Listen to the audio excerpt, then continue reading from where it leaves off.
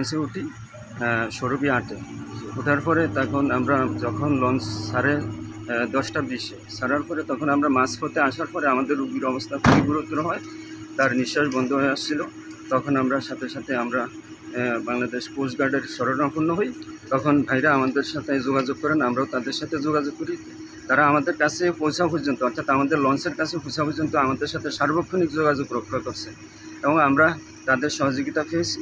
তারপর ওনারা আমাদেরকে লঞ্চ থেকে নামিয়ে আনছেন, আইনা আমাদেরকে এই চাঁদপুর ঘাটে চাঁদপুর এই ঘাটে আইনা আমাদেরকে একটা অ্যাম্বুলেন্সে ধরে দিয়েছেন। এখন আমরা ইনশাল্লাহ এই অ্যাম্বুলেন্সে উঠছি। তো আমরা বাংলাদেশ কোস্টগার্ডের প্রতি সন্তুষ্ট। আমরা বাংলাদেশ কোস্টগার্ডকে আন্তরিকভাবে ধন্যবাদ জানাই।